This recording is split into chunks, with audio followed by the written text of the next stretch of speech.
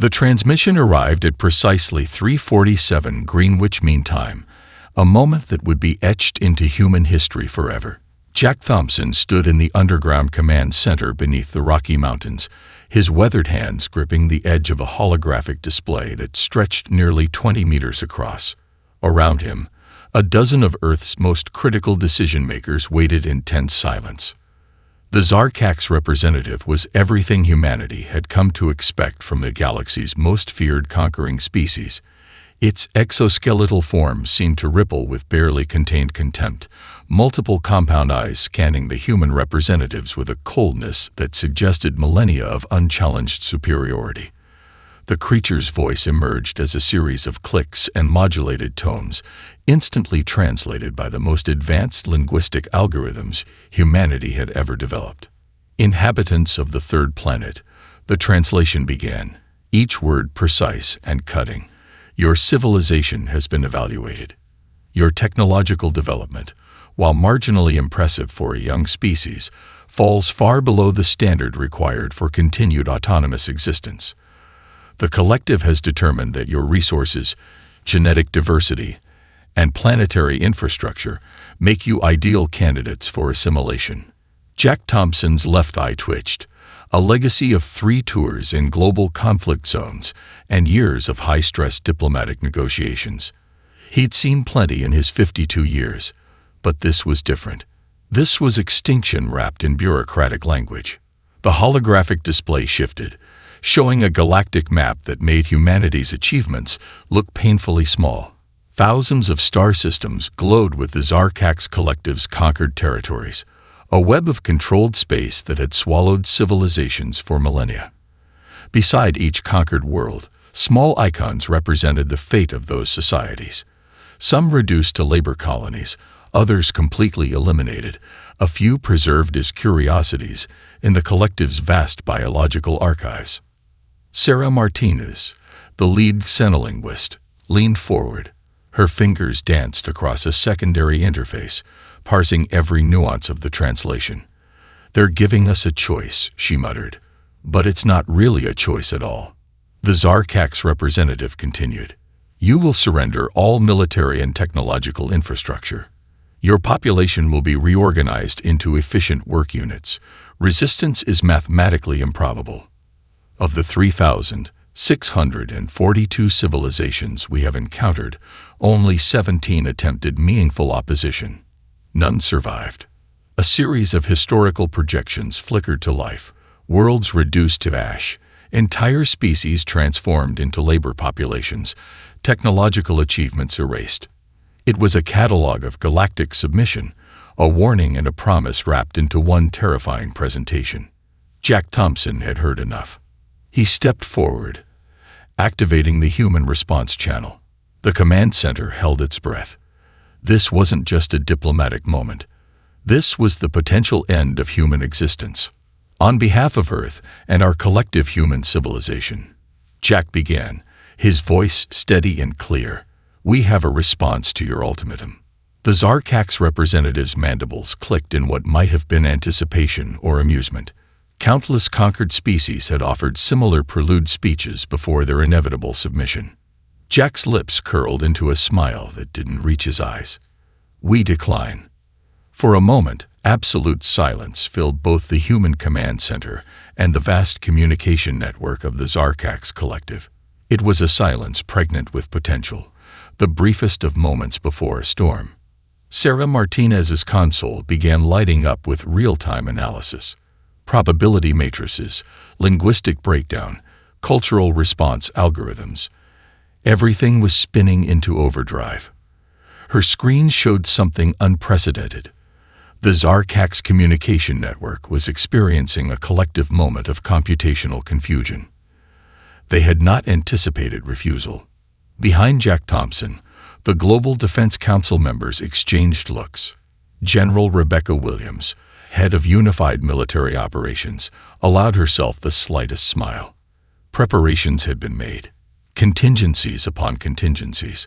Humanity might be young in galactic terms, but they had been preparing for this moment far longer than the Zarkax could possibly understand. The transmission continued, the Zarkak's representative now shifting to what seemed like a more aggressive communication protocol. Threats of immediate destruction, promises of total annihilation, statistical projections of human extinction. Jack Thompson's smile never wavered. "We heard you," he said simply, "and we're ready." The global transformation began within hours of the Zarkak's ultimatum. What had once been separate, competing nations became a single unified organism with one purpose: survival. In Silicon Valley, tech campuses that had once been playgrounds of innovation became fortresses of military research. Companies that had competed for market share now shared every breakthrough, every line of code, every potentially world-saving concept. The parking lots of Google, Apple, and Microsoft transformed into makeshift manufacturing centers. Autonomous vehicles were stripped and rebuilt as reconnaissance platforms. Quantum computing clusters were repurposed for advanced warfare simulations. Emily Rodriguez stood in the center of a converted research facility deep within the Rocky Mountains. Around her, a team of the world's most brilliant minds worked with a focus that bordered on religious fervor. Physicists worked alongside geneticists. Computer scientists collaborated with materials engineers, and psychological warfare experts consulted with quantum theorists. "We're not just preparing for a war," Emily told her team, her voice carrying across the massive underground complex. "We're rewriting the fundamental understanding of conflict." Universities emptied as professors and students alike were recruited into critical research programs. Medical schools suspended traditional curricula, redirecting their entire focus to developing adaptive biotechnologies. Engineering programs became intensive military research centers. The entire educational infrastructure of human civilization pivoted in a matter of days. General Rebecca Williams oversaw the military mobilization from a command center in Colorado. Her background in global strategic operations and asymmetric warfare made her the perfect coordinator for humanity's defense. Satellite networks were reconfigured, communication protocols were overhauled, and every military asset was brought to maximum readiness. "The Zarkaks think they know us," she told her senior staff during a briefing. "They've studied our history, our conflicts, our technological development, but they've never understood our capacity for radical adaptation." Global manufacturing shifted overnight. Automobile plants became weapon production facilities. Consumer electronics companies developed advanced communication systems. Even fashion designers were recruited to develop next-generation adaptive camouflage technologies. In Tokyo, a team of robotics engineers developed swarm drone technologies that could reconfigure themselves mid-mission. In Mumbai, computer scientists created quantum encryption methods that would make human communication networks virtually unbreakable. Berlin saw the development of advanced materials that could self-repair and adapt to multiple environmental conditions. Emily Rodriguez's team made the most significant breakthrough. They developed a revolutionary approach to quantum computing that could process information faster than any known technological system in the galaxy. Traditional computing relied on binary systems, ones and zeros. Their new approach created a multi-dimensional computational matrix that could simultaneously explore multiple potential outcomes. "It's not just about processing power," Emily explained to Jack Thompson during a classified briefing. "We're creating a computational system that can literally predict and adapt to conflict scenarios faster than an enemy can respond." The global draft was implemented with unprecedented efficiency, but this wasn't a traditional conscription. Every citizen was evaluated for their specific skills, not just physical capabilities, but intellectual potential, adaptive thinking, and psychological resilience. Advanced screening processes identified individuals with unique problem-solving abilities, creative thinking, and the mental flexibility to handle unprecedented challenges. Training programs were redesigned from the ground up. Virtual reality simulations created impossibly complex scenarios that pushed human adaptability to its absolute limit. Soldiers were no longer just trained to follow orders. They were trained to think independently, to make critical decisions in milliseconds, to become living weapons of strategy and innovation. International borders became meaningless. A Brazilian programmer could be working on a critical communication algorithm one moment, then transferred to a research facility in Canada the next. A medical researcher from South Africa might find herself developing adaptive biotechnologies in a lab in Korea. Humanity was transforming, not just its technology, but its very social structure. The competitive, fractured world of the past was giving way to a unified, adaptive organism with a single purpose. As the first month of preparation came to a close, Emily Rodriguez looked out over her team and saw something more than researchers. She saw the vanguard of a species about to prove its worth to the universe. "We're ready," she whispered, more to herself than anyone else. The Zarkax have no idea what's coming. The first wave of Zarkax ships burst from hyperspace like a plague of metallic locusts. Their vessel designs were a nightmare of angular precision, each craft a mathematical perfection of destruction that had systematically crushed thousands of civilizations across the galaxy.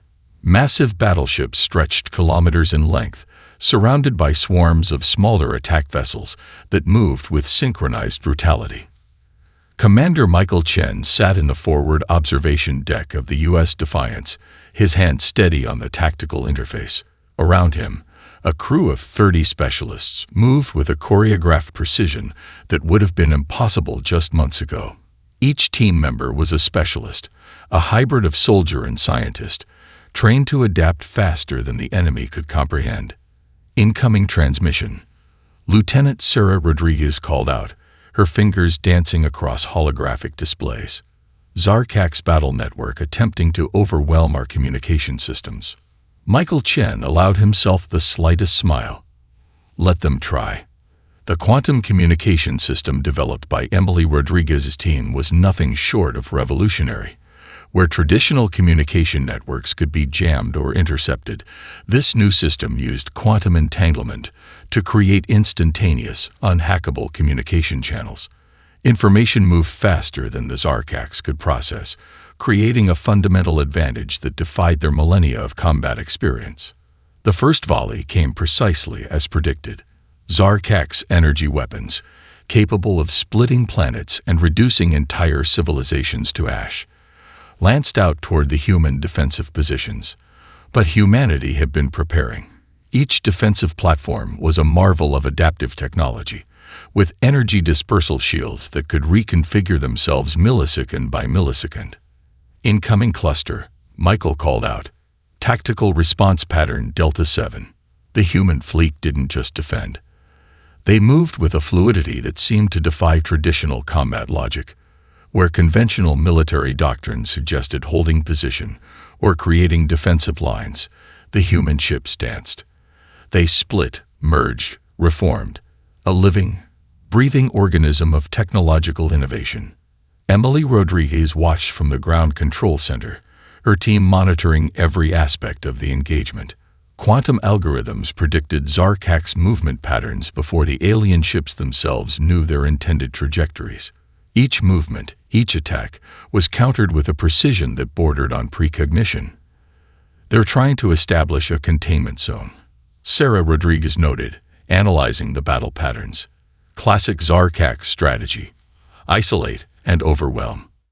Michael Chen's response was immediate. Not today. The human counterattack was unlike anything the Zarkax had ever encountered. Swarm drones, developed in labs across the globe, began to deploy. These weren't simple autonomous weapons, but adaptive intelligence platforms that could reconfigure themselves mid-battle. They moved in patterns that seemed almost organic, exploiting quantum-level communication networks to coordinate attacks that defied traditional computational models. 6 hours into the engagement, the unthinkable happened. The Zarkax lost 40% of their initial invasion force. Not to overwhelming firepower, not through brute force, but through something far more terrifying: human ingenuity. Each destroyed Zarkax vessel became a learning opportunity. Quantum sensors captured every piece of data, every technological signature. The human fleet wasn't just fighting. They were studying, adapting, evolving in real time. Breach in their primary battle network detected. Lieutenant Rodriguez called out, exploiting communication vulnerability. The Zarkek's communication systems began to fragment. For the first time in their millennia-long history of galactic conquest, they encountered an enemy that didn't just fight back, an enemy that rewrote the very rules of conflict while the battle was still ongoing. In the observation deck, Michael Chen watched the engagement with a clinical detachment that masked a deep undercurrent of emotion. This was more than a battle. This was humanity's declaration to the universe, a statement that they would not be conquered, would not be categorized, would not be defined by any external standards. As the last of the first wave of Zarkek ships retreated, a profound silence filled both human and alien communication networks. The message was clear. Humanity had arrived. And they were nothing like anyone had expected. The Zarkek Supreme Council convened in their central governance chamber, a massive crystalline structure that pulsed with centuries of accumulated technological might. Holographic displays showed the unprecedented defeat, the first substantive loss in over 3,000 years of galactic conquest. High Arbiter Krasnak, leader of the collective's military stratagem, clicked his mandibles in a rhythm that betrayed his growing agitation. The human resistance defied every predictive model, every strategic projection they had developed over millennia of warfare. 70% of our total military strength, he announced to the assembled council, will be committed to the total elimination of this insurgent species. The decision was unprecedented. No civilization had ever warranted such a comprehensive response. Entire star systems would be stripped of resources, entire fleets redirected. The humans would be erased, their planet reduced to atomic dust. On Earth, the news of the impending massive assault brought not fear, but a strange, focused anticipation. Emily Rodriguez's research facility worked around the clock. The initial battle had provided a treasure trove of data, every piece of Zarkek's technology captured, every communication frequency analyzed, every weapon signature dissected and understood. They're coming with everything they have, she told Jack Thompson during an emergency briefing. The underground command center hummed with activity, screens displaying global defense preparations. Jack nodded, a map of potential invasion routes projected behind him. Then we'll be ready for everything they've got. The global mobilization entered its next phase. Universities became research hubs. Every citizen was now part of the war effort, not through traditional conscription, but through a comprehensive approach that valued every form of human creativity and innovation. In Mumbai, a team of software engineers developed adaptive communication algorithms that could predict and counter alien communication frequencies. In Tokyo, robotics experts created swarm drone technologies that could reconfigure themselves based on battlefield conditions. Berlin saw the development of molecular-level adaptive armor that could self-repair and change properties instantaneously. The Zarkeks had committed a fundamental error. They saw humanity as just another conquest, another civilization to be categorized and eliminated. But each piece of technology they encountered, each human response, revealed something far more dangerous, a species that didn't just adapt, but transformed. Emily Rodriguez's most significant breakthrough came from an unexpected direction.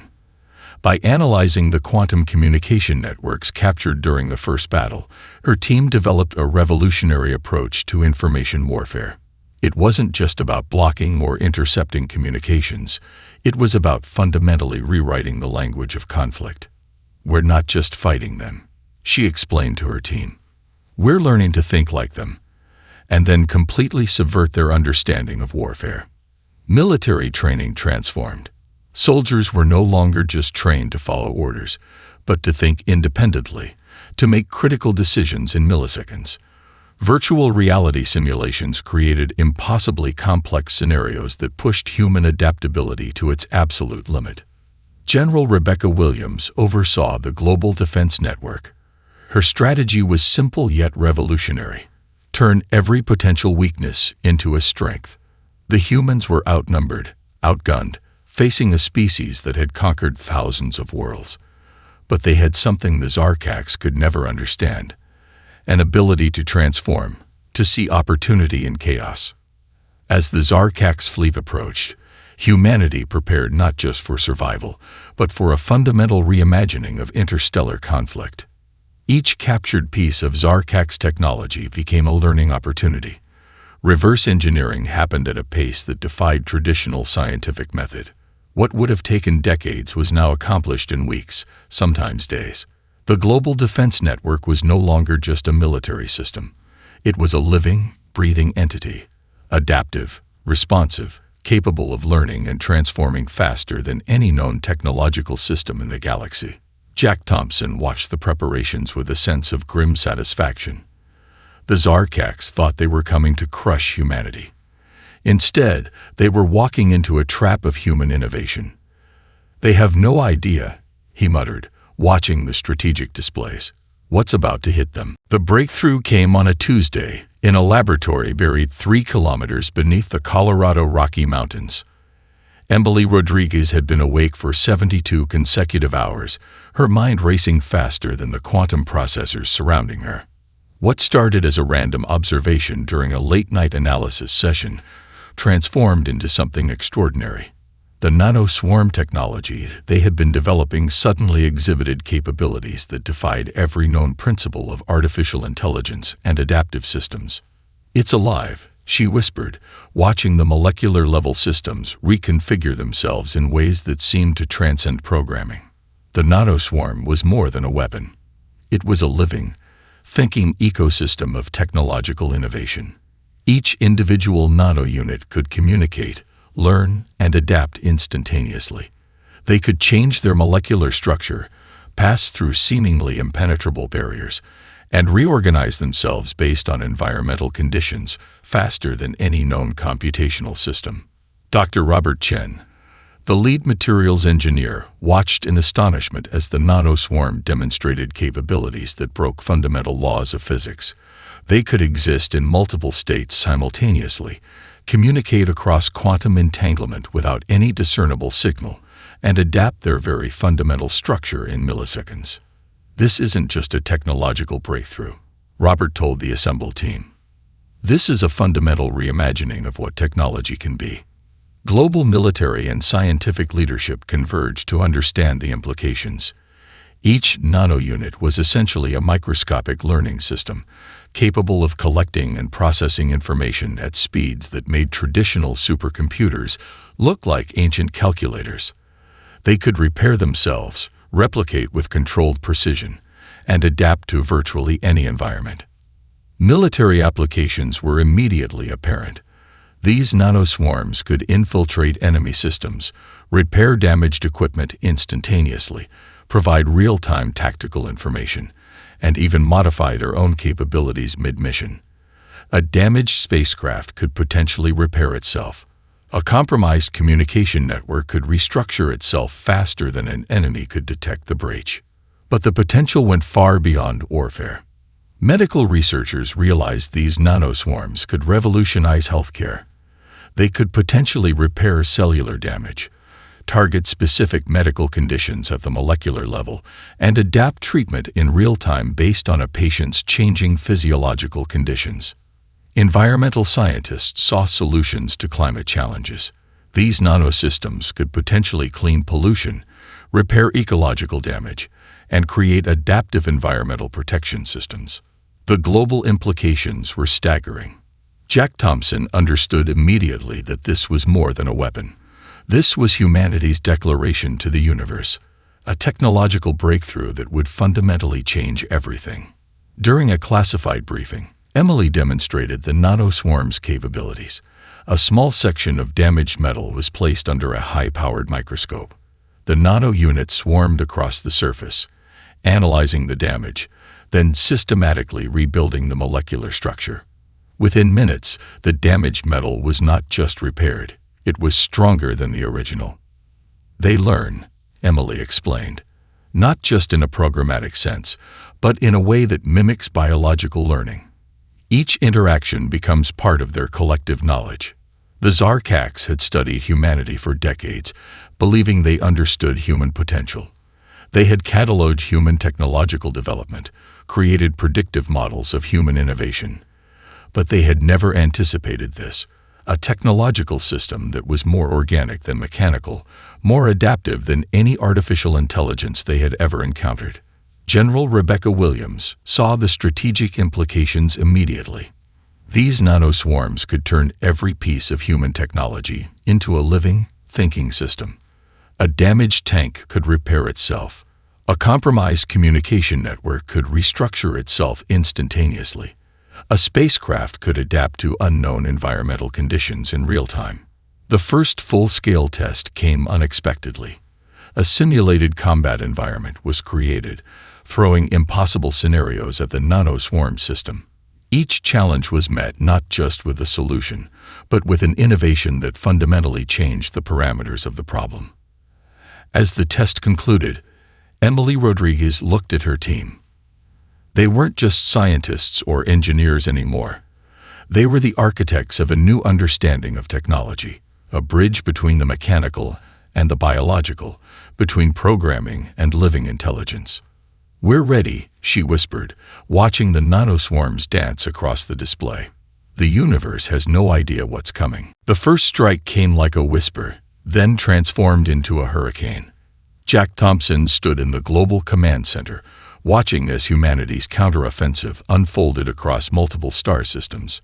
The strategy was nothing like traditional warfare. It was a complex, adaptive approach that defied every military doctrine the Zarkax had ever encountered. General Rebecca Williams moved between holographic displays, her fingers tracing intricate attack patterns that seemed to change by the second. The nanoswarm technologies developed by Emily Rodriguez's team had transformed every aspect of human military capability. Spacecraft could now repair themselves mid-battle. Communication networks restructured faster than they could be compromised. Each piece of human technology had become a living, thinking system. "We're not just attacking," Rebecca explained to her senior staff. "We're systematically dismantling their entire infrastructure." The approach was deliberately different from typical conquest. Where the Zarkax had spent millennia destroying civilizations, humanity offered a radical alternative. Each conquered Zarkax world received the same proposal: join a new collaborative galactic society or be contained. It was psychological warfare of the most sophisticated kind. The first liberated worlds were stunned.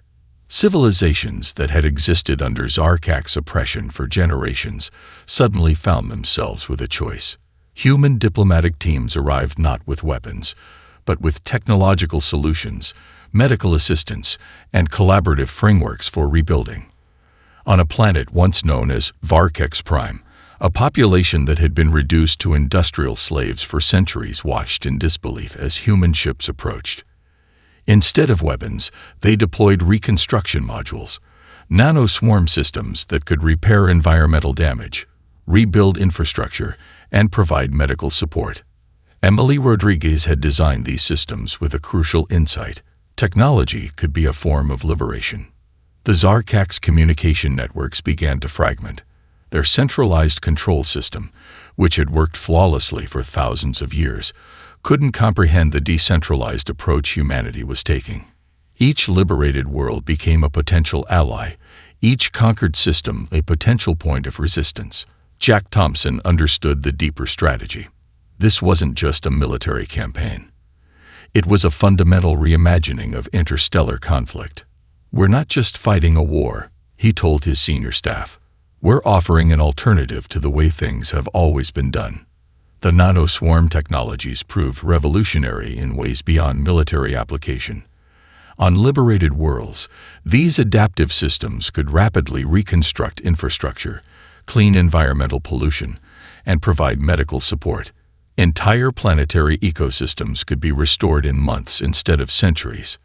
Diplomatic teams worked alongside scientific researchers. Each liberated world became a collaborative project, not a conquest, but a partnership. The Zarkax found themselves facing an enemy that didn't think in terms of territory or resource extraction. Humanity was offering something far more dangerous: hope. Their mathematical models of conflict began to break down. The humans weren't following any known pattern of conquest. They were dismantling the Zarkak's infrastructure from within, offering liberation instead of destruction. On the communication networks, captured Zarkak's communication logs showed increasing levels of computational confusion. Their predictive models simply couldn't process what was happening. Rebecca Williams watched the strategic displays with a sense of calculated satisfaction. Each movement was a chess piece, each liberated world a potential new ally. The nanoswarm technologies meant that human influence could spread faster than any traditional military could move. They thought we were just another civilization to be conquered, Emily Rodriguez remarked, watching the strategic displays. They had no idea what we were capable of.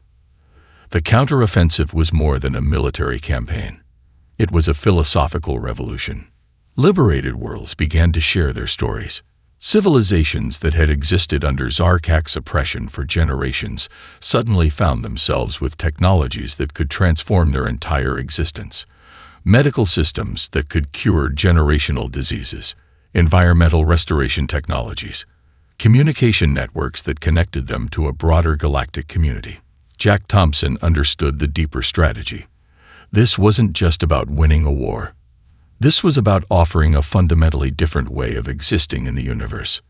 As the counteroffensive continued, one thing became clear. Humanity was rewriting the rules of interstellar conflict, one liberated world at a time. The Zarkak's home system burned with the intensity of 1,000 dying stars. Commander Michael Chen stood on the bridge of the U.S. horizon, watching as the final battle unfolded in ways no military strategist could have predicted. The nanoswarm technologies developed by Emily Rodriguez had transformed the entire nature of conflict, turning each human vessel into a living, thinking weapon of unprecedented complexity. The Zarkaks had committed their entire remaining fleet, a massive armada that would have reduced any other civilization to ash in moments. But humanity was not any other civilization. Emily Rodriguez worked from the ground control center, her fingers dancing across quantum interfaces that seemed to predict the battle before it happened. Each nanoswarm unit was more than a weapon. It was a learning system that could adapt faster than the Zarkaks could comprehend. They're attempting to establish a containment zone, Lieutenant Sarah Rodriguez called out, analyzing the incoming data streams. Classic Zarkak strategy. Michael Chen's response was immediate. Not today. The human fleet moved with a fluidity that defied traditional combat logic. Ships merged, separated, reformed, a living organism of technological innovation. Where the Zarkaks expected rigid military formations, they encountered a dynamic, adaptive system that rewrote the rules of engagement with each passing moment. Quantum communication networks allowed for instantaneous strategic coordination. Each human vessel was simultaneously a weapon, a communication hub, and a learning system. Damage could be repaired mid-battle. Tactical information could be shared faster than the speed of light through quantum entanglement. The Zarkak's Supreme Council watched in computational horror as their millennia of military doctrine crumbled. Their communication networks began to fragment.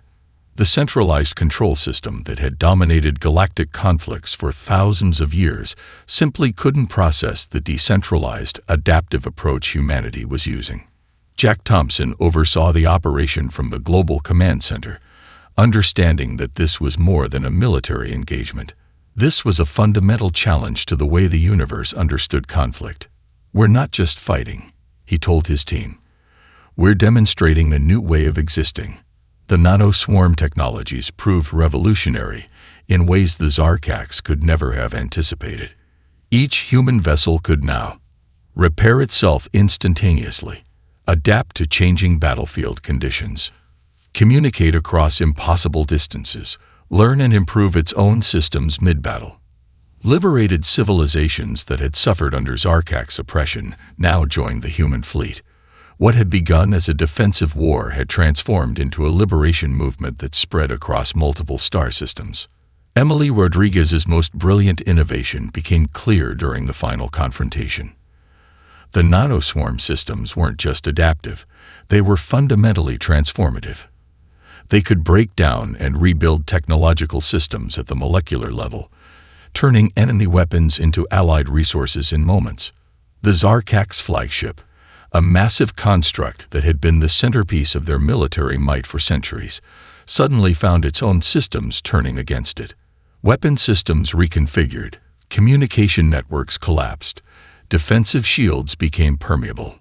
"They're losing computational coherence," Sarah Rodriguez reported, watching the battle unfold on massive holographic displays. It wasn't a traditional victory. It was a systematic deconstruction of the Zarkak's entire military and social infrastructure. General Rebecca Williams understood the deeper strategy. This wasn't about destruction. It was about transformation. Each moment of the battle was an opportunity to demonstrate a fundamentally different approach to conflict. The Zarkak's Supreme Council was captured, not destroyed, a deliberate choice that spoke volumes about humanity's approach. They would be given a choice: adapt or be contained. As the final moments of the battle approached, Michael Chen reflected on the journey. Humanity had been viewed as a minor species, a potential conquest. Now they were rewriting the fundamental rules of galactic interaction. The quantum communication networks lit up with messages from liberated worlds. What had begun as a defensive war had transformed into something far more significant, a movement that offered hope to civilizations that had known only oppression. "We're ready," Emily Rodriguez whispered, watching the final strategic displays. The universe has no idea what's coming. 5 years after the final confrontation, the galaxy looked nothing like it had before. The collaborative Galactic Council convened in a massive orbital station constructed from the repurposed remains of Zarkak's infrastructure. Jack Thompson stood at the central platform, looking out over representatives from over 200 liberated civilizations.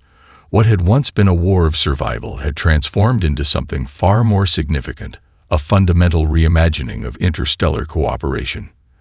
Emily Rodriguez adjusted her presentation interface, preparing to share the latest technological breakthroughs that had emerged from the collaborative research initiatives. The nano-swarm technologies that had been humanity's ultimate weapon were now being used to solve problems that had plagued civilizations for millennia. On planetary reconstruction projects, these adaptive technologies could restore entire ecosystems in months. Medical research had advanced centuries in just a few years. Communication networks now allowed instantaneous translation and cultural exchange between species that had never spoken to each other before. "We're not conquerors," Jack told the assembled representatives. "We're partners in a larger understanding." The captured Zarkak's leadership had been given a choice: participate in the new galactic framework or be contained. Most chose participation, their millennia-old systems of control systematically dismantled and rebuilt on principles of collaborative development. General Rebecca Williams oversaw the diplomatic and technological integration. The military structures that had been humanity's survival mechanism were now being transformed into collaborative research and exploration initiatives. Every liberated world brought new perspectives, new technologies, new ways of understanding the universe. Emily Rodriguez's research teams had become the core of a new galactic scientific collaboration. The nano-swarm technologies had proven to be more than a weapon. They were a bridge between biological and technological understanding. Civilizations that had been trapped in technological stagnation for centuries were now experiencing rapid, collaborative development. Medical breakthroughs came faster than anyone could have anticipated. Diseases that had been considered incurable were now treatable. Planetary ecosystems could be restored. Communication barriers between species were systematically broken down. The Zarkak's themselves underwent the most profound transformation. Their hierarchical, conquest-driven society was systematically restructured. The computational systems that had once driven their military might were now being used to solve complex galactic challenges. Michael Chen, who had led the final military operations, now headed the Interspecies Collaboration Initiative.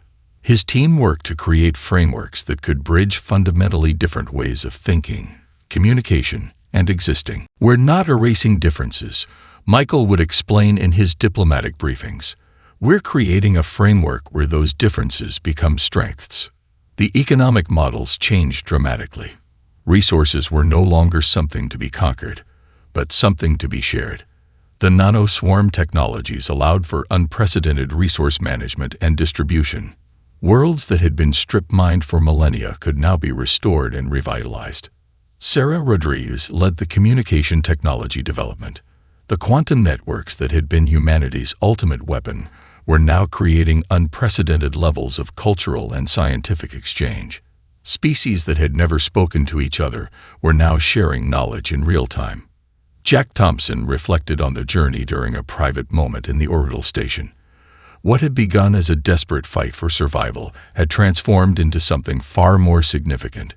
Humanity had not just survived, they had fundamentally changed the way civilizations could interact. The first deep space exploration missions launched, carrying teams of scientists from multiple species.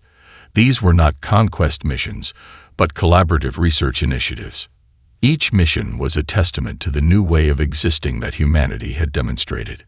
Emily Rodriguez looked out at the star charts, seeing not conquered territories, but potential. The nano-swarm technologies had proven that adaptation was the ultimate survival strategy, not just for warfare, but for existence itself. "We're just beginning," she told Jack Thompson during a late-night strategy session. "This is more than a victory. This is a new way of understanding ourselves and the universe." The collaborative Galactic Council continued its session. Representatives from worlds that had once been enemies now worked together on solving challenges that no single species could address alone. As the station's massive windows looked out over a star field filled with possibility, one thing became clear. Humanity had done more than survive. They had shown the universe a fundamentally different way of existing, a path of collaboration, innovation, and mutual understanding. The ultimatum that had once threatened humanity's extinction was now a distant memory. In its place stood something far more powerful, a living, breathing demonstration of what was possible when species chose cooperation over conquest.